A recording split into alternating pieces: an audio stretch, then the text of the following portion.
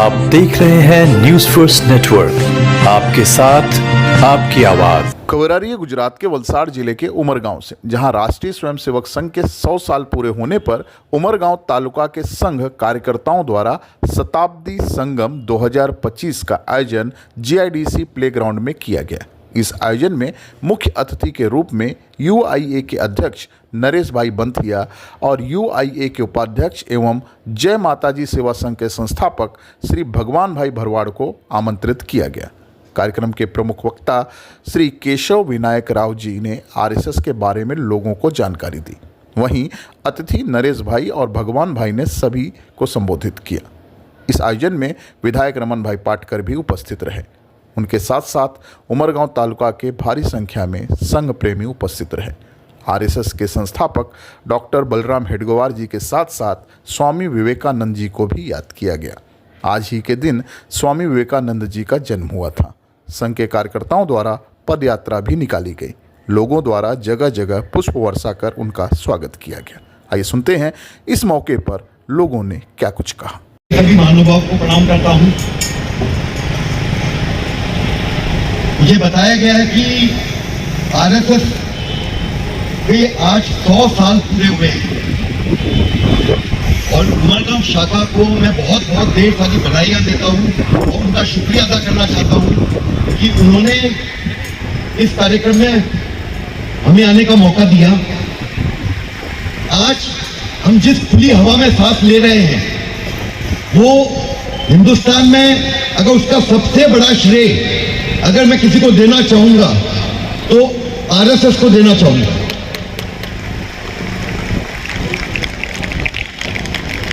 मैं एक बिजनेसमैन हूं तो एक बिजनेस की बातें आपको शेयर कर रहा हूं, फिर उसका मतलब इससे आपको समझाने की कोशिश करूंगा।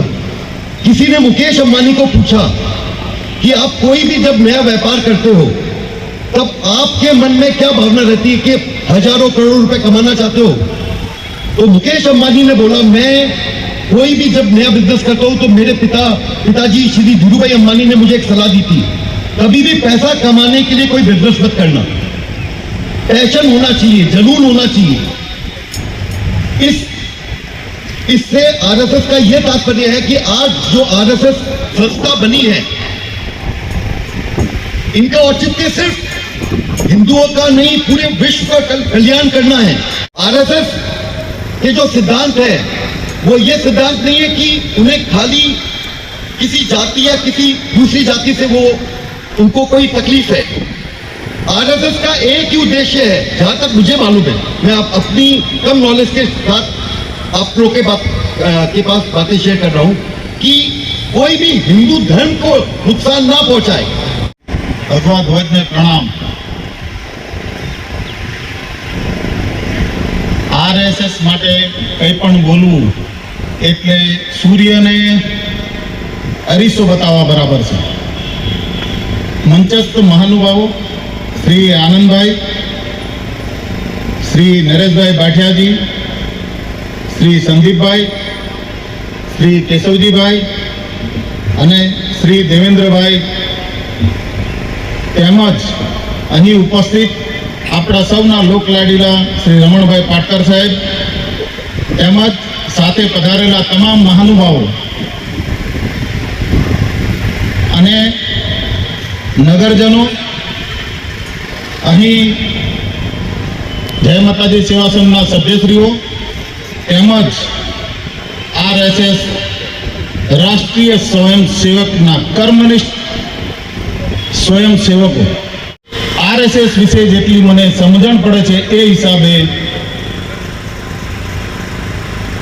1925માં